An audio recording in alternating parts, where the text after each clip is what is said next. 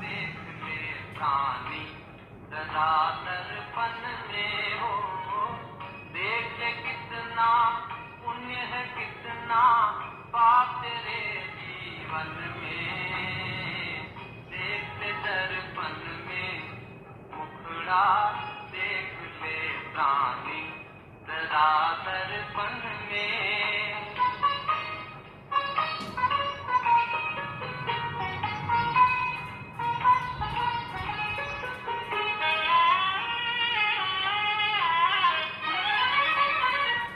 कभी तो पल भर सोच ले प्राणी,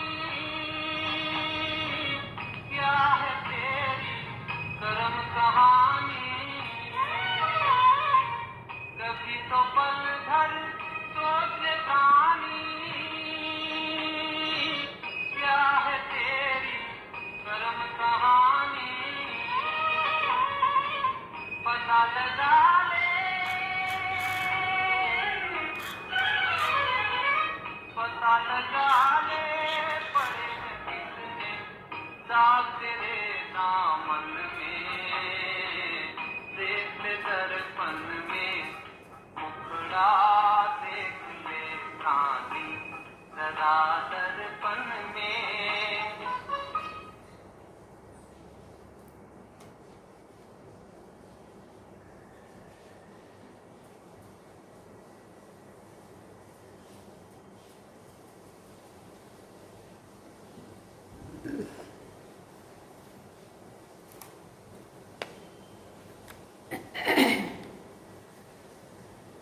ओम शांति। बाबा गुड मॉर्निंग। आज बाबा की 7 अप्रैल 2022 के महावाक्य हैं। बाबा ने सार में कहा, मीठे बच्चे, इस कलयुग में सब रावण की जंजीर में बंधे हुए जीवन बंध हैं, उन्हें जीवन मुक्त बनाना है। बाबा ने प्रश्न पूछा, कौन सा वर्षा आप ब्राह्मणों के साथ साथ सभी मनुष्य आत्माओं को भी मिलता है? बाबा ने उत्तर में कहा, जीवन मुक्त बनने का वर्षा सभी को मिलता है। तुम ब्रह्मा की औलाद ब्राह्मण बनते हो, इसलिए तुम्हें 21 जन्मों के लिए जीवन मुक्ति का वर्षा मिलता है। बाकी सबको अपने अपने धर्म में पहले पहले जीवन मुक्ति अर्थात सुख और फिर दुख मिलता है। हर एक आधा समय सुख और आधा समय दुख भोगते हैं। बाकी हर एक स्वर्ग के सुख नहीं भोग सकते, उसके लिए तो ब्राह्मण बनना पड़े, पाठशाला में शिक्षा लेनी पड़े, माया पर विजयी बनना पड़े। और गीत क्या सुना? मुखड़ा देख ले प्राणी जरा दर्पण में, इतना पाप है कितना पुण्य है तेरे इस जीवन में। ओम शांति। बाबा ने पूछा, ये किसने कहा? अपने दिल रूपी दर्पण में देखो कि कितने पाप हैं और कितने पुण्य हैं, अर्थात 5 विकारों पर कितनी जीत पहनी है। हम लायक बने हैं श्री नारायण को वरने के? ऐसा अपने आप को चेक करो, क्योंकि जीवन मुक्ति व स्वर्ग के मालिक तो राजा रानी भी बनते हैं, प्रजा भी बनती है। तो दर्पण में अपने को देखना है कि माँ बाप जितनी सेवा हम कर सकते हैं, ये सिर्फ तुम ब्राह्मण ही जानते हो कि ये कलयुग है और सभी जीवन बंध में है, एक भी जीवन मुक्ति में नहीं है। तुम भी जीवन बंध में थे, अभी तुम जीवन मुक्ति पाने के लिए अभी जीवन मुक्ति पाने के लिए बाप पुरुषार्थ कराते हैं। बाप ने समझाया है, इस समय सब मनुष्य मात्र जीवन बंध में है, क्योंकि है ही कलयुग। रावण की जंजीरों में सभी बंधे हुए हैं। कलयुग है जीवन बंध, सतयुग है जीवन मुक्त। क्यों कहा बाबा ने ऐसा? क्योंकि कलयुग में अनेक प्रकार के बंधनों में हम फंसे हुए रहते हैं, जहाँ से दुख ही दुख मिल रहा होता है। और सतयुग में जीवन है, लेकिन कोई भी प्रकार का दुख का बंधन नहीं होता है, सुख का संबंध होता है सबके साथ जुड़ा हुआ। बाबा कहते राम राज्य में यथा राजा रानी तथा प्रजा सभी जीवन मुक्त है। रावण राज्य में जीवन बंद है, यथा राजा रानी तथा प्रजा। चाहे कोई बड़े से बड़ा है तो भी दुख के बंधनों में फंसा हुआ है, बंधा हुआ है। चाहे कोई गरीब से गरीब हो, अपने हिसाब से दुखी है, और अमीर है वो अपने हिसाब से दुखी है। इस समय सभी मनुष्य मात्र जीवन बंध में है, तमो प्रधान है, दुखी है। अब सबको सतो प्रधान में जाना है। सतो प्रधान शुरू होता है सतयुग में। हर एक आत्मा को अपना अपना पार्ट बजाना है। आत्मा अपने अपने धर्म में जब आती है शांति धाम से, तो पहले पहले जीवन मुक्त होती है। क्योंकि बाबा ने कहा ना, चाहे वो सतयुग से आने वाली आत्माएं हैं, चाहे द्वापर कलयुग की आई हुई आत्माएं, लेकिन जब भी वो सबसे पहले नीचे उतरेंगी तो हर एक आत्मा चारों स्टेजेस पार करती है।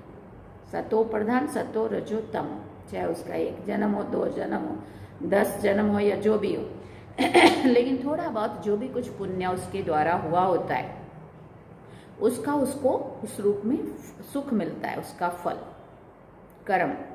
कर्म का फल सतो प्रधान स्टेज, चाहे वो कलयुग में क्यों ना उतरी हुई आत्मा हो, लेकिन थोड़ा बहुत तो सभी का पुण्य होता ही है ना। तो वो उसकी सतो प्रधान स्टेज है, जो उसका उसको फल सुख मिल रहा है ना।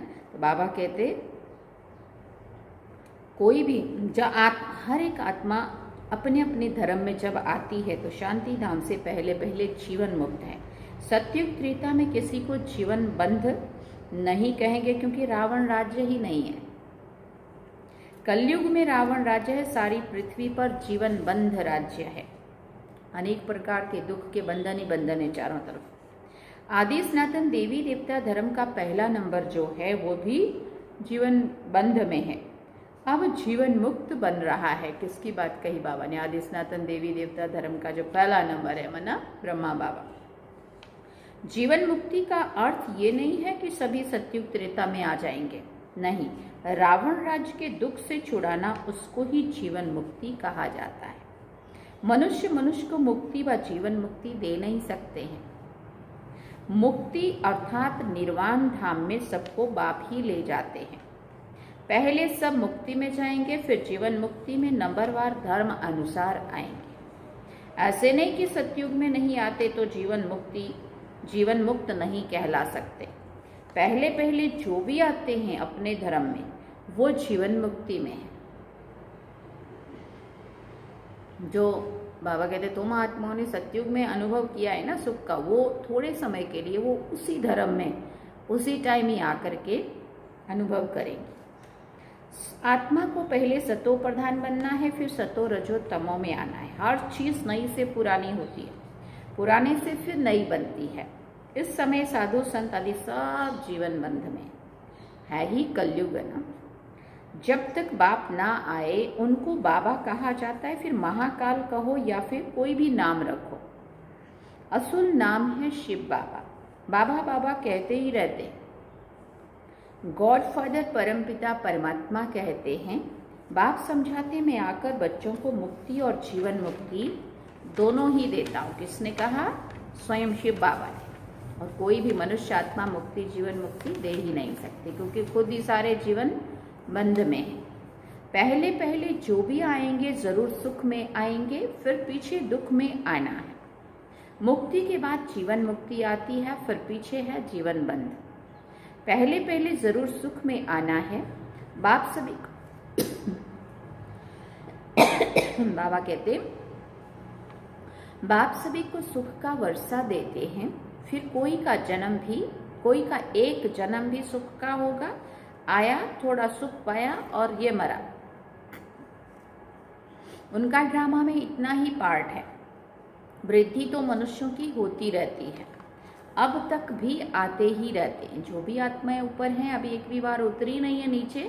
बाबा कहते अभी तक भी आते रहते। जास्ती रहने वाले तो है नहीं, है ना। अभी तो जाने का समय है ना, तो अब आएंगे और वापिस चल पड़ेंगे। विनाश सामने खड़ा है। जो नए आएंगे फिर भले वो कलयुग में आए, परंतु आते ही दुख नहीं भोगेंगे। देखो फिर भी कलयुग के अंत में अभी उतरी हुई आत्माएं भी अपना सतो प्रधान का जो पार्ट है वो सुख उनको यहाँ ही अनुभव होगा, है ना। क्यों? क्योंकि थोड़ा बहुत जो भी पुण्य उनके पास जमा है उसका सबसे पहले आत्मा सुख भोगती है। जरूर उनका कहाँ ना कहाँ अच्छा मान होगा। मुक्ति धाम में से हमेशा पहले जीवन मुक्ति में जाना होता है।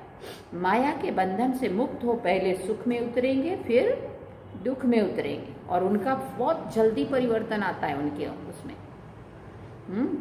थोड़ा समय एकदम बहुत ऊंचा नाम मन शान सब कुछ मिलेगा, सुख मिलेगा, सब सुविधाएं सब कुछ अच्छा होगा उनके साथ, और थोड़े समय के बाद फिर गिरावट आनी शुरू होगी। इस समय सब जड़ी भूत अवस्था को पाए हुए हैं।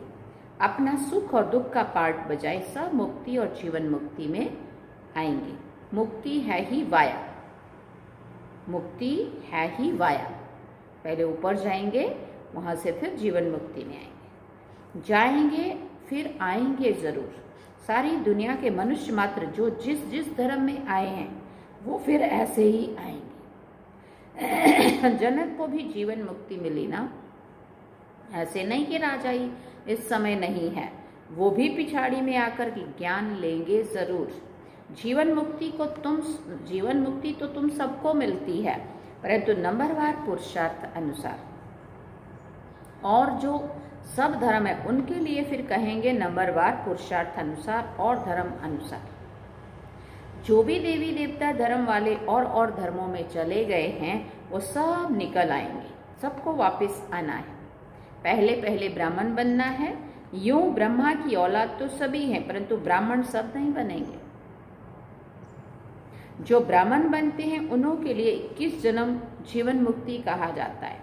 राजगद्दी पर बैठते हैं तो राजयोग सीखना पड़े, ये पाठशाला है। ये है हमारे भविष्य में राजगद्दी पर बैठने के लिए पूर्व तैयारियां, मतलब पहले सीखना पड़े ना सारा, वहां जाके हमें क्या क्या करना है। वो बाबा सारे कायदे कानून अभी सिखा रहा है।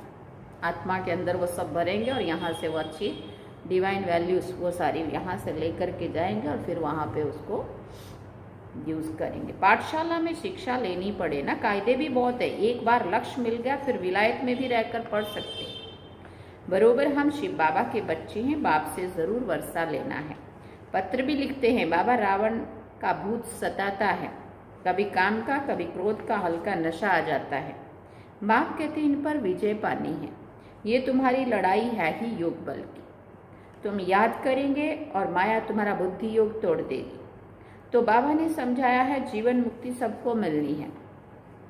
इसका मतलब ये नहीं है कि सब स्वर्ग में आ जाएंगे, सभी चाहते हैं हमको मुक्ति चाहिए। समझो जो पिछाड़ी में आते हैं पार्ट बजाने, तो बाकी इतना समय मुक्ति में होंगे ना। अभी तक जो आए ही नहीं है वो सब अभी कहाँ है, वो मुक्ति धाम में है ना अभी तक भी आत्माएं। बाबा कहते कितनी शांति मिल जाती है। 4,500 वर्ष अथवा 4,500 वर्ष शांति में रहते। 5,000 का टोटल चक्र, 84 का चक्र, और उसमें से समझो 80 जन्मों तक 82 जन्मों तक ऊपर ही बैठे। तो बाबा कहते उनका पार्ट ही ऐसा है। हम फिर सुख और शांति दोनों में रहते हैं। ऐसे नहीं कि मनुष्य चाहे बस हमको उन जैसी ही शांति चाहिए, वहां ही बैठे रहें, कहने से नहीं मिल सकती है। अनादि ड्रामा बना हुआ है, इसमें फर्क नहीं पड़ सकता है। उन आत्माओं का जो पार्ट है वो बजा रही है, और जिनका नीचे का पार्ट हो नीचे आकर के अपना सुख दुख में रहने का पार्ट बजा रही है। शांति के शौकीन तो बहुत है। बहुत सारे लोग कहते हैं मुक्ति चाहिए, मोक्ष चाहिए, शांति चाहिए, बस इस दुनिया में उनको अच्छा ही नहीं लगता। तुम्हारे सुख से भी उन्हों को शांति ज्यादा मिलती है। बाबा कहते हैं तुमको फिर सुख और शांति दोनों मिलते हैं। अब इस बात का लालच मत करना, वो ज़्यादा देर ऊपर शांति में रहते हैं इसलिए कितना मज़ा है, लेकिन शांति में ही बिठा के रखा जाए किसी को तो वो पता नहीं। नीचे का पार्ट अच्छा है ना, कभी सुख का क्या बोलते हैं, कभी सुख, कभी खुशी, कभी गम, है ना। तो वो सब यहाँ चलता है। वहाँ तो सदा ही एक जैसे ही बस शांति में टिके रहो। तुमको फिर सुख और दुख शांति दोनों यहाँ मिलते हैं। यहाँ सुख है, अल्पकाल का, शांति तो यहाँ होती नहीं है, दुख दाम है ना। बाकी जंगल में जाकर बैठ जाना वो कोई शांति थोड़ी है। अगर वहाँ शांति है तो फिर वहीं बैठे रहें। फिर शहर में आकर इतने फ्लैट आदि क्यों बनाते हैं, बाबा कह रहे हैं। वहाँ सतयुग में तो शांति ही शांति है। भले पिछाड़ी में जो आते हैं वो समझते हैं यहाँ अशांति ही अशांति है, उन्हों को तो शांति है, दूसरों को अशांति में समझते हैं। ये बातें बड़ी समझने की है। जीवन मुक्ति मिलती सबको है। 21 जन्म तुम राज्य करते हो तो दूसरे देरी से आते हैं, वो ऊपर शांति में रहते हैं। कोई सतयुग में अथवा त्रेता में पीछे आते हैं तो भी हैं तो शांति धाम में ना, वहाँ कोई दुख नहीं है, तो ना फिर नंबरवार आएंगे, हिसाब किताब भी है ना। मनुष्य समझते हैं कि साइंस बड़ी तीखी है, मनुष्य समझते हैं कि साइंस बड़ी तीखी है, हम कहते हैं हमारी साइलेंस सबसे तीखी है, तो ना बाबा की याद से ही ताकत मिलती है। वो साइंस की ताकत से ऊपर चंद्रमा में जाने का पुरुषार्थ करते हैं।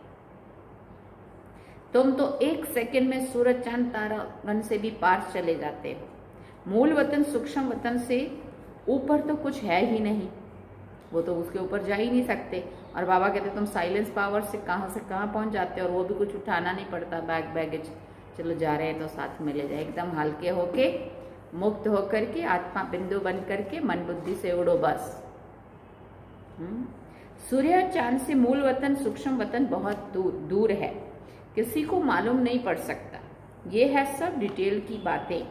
सूर्यवंशी राजा रानी बनने की तकदीर नहीं है तो कुछ भी समझ नहीं सकेंगे। सत्युग के सुख भोगने का अगर नहीं होगा ना पार्ट, तो उनको चाहे आप कितना भी समझाएंगे, कितने उनके ऊपर मेहनत करेंगे, उनको समझ ही नहीं आएगा, उनकी समझ से बाहर है वो। किसी को कुछ भी समझ नहीं सकते और ना ही किसी को समझा सकते हैं। अब जो बात खुद को समझ नहीं आएगी तो वो दूसरों को तो नहीं समझाएंगे ना। ऐसे कोई कह ना सके कि मुक्ति जीवन मुक्ति का ज्ञान मेरे में है। फिर जनक का मिसाल, सभी को जेल में डाल दिया। इस समय रावण ने सबको जेल में डाल दिया है और राम आकर सबको छुड़ाते हैं। बाप द्वारा तुम निमित्त बने हो सबको रावण के चंबे से छुड़ाकर जीवन मुक्ति में ले जाने के लिए, जीवन मुक्त बनाने के लिए। सीता को दिखाते हैं ना, रावण साधु वेश में आया और सीता को चुरा कर ले गया और शोक वाटिका में रख दिया। फिर राम को आना पड़ा, कितना कुछ हुआ, हनुमान आया, लंका चलाई, फिर जाकर के राम की निशानी उसको दिखाई, मैंने राम का परिचय उसको दिया। मैं वहाँ से आया हूँ, तो उनके राम का परिचय दिया। फिर जाकर के उसने वहाँ समाचार बताया। फिर राम अपनी सेना लेकर गया, फिर रावण को मारा, फिर अयोध्या वापस लाया, मुक्ति जी उसको सीता को रावण की जेल से छुड़ाया। तो हम क्या समझते हैं, वो एक राम एक सीता और हनुमान, ये वो, और बंदर सेना, राम की सेना, वो सब कौन है? हम सब तो है ना वो राम की सेना, हम सारे बंदर जो सभी आत्माओं रूपी सीताओं की मुक्ति के लिए, इस रावण की जेल से छुड़ाने के लिए हम उसकी सेना में भर्ती हुए, हम उसका काम, उसका साथ दे रहे हैं उसमें, है ना। वानर सेना ली राम ने और पुल पार किया और फिर लंका पे चढ़ाई की।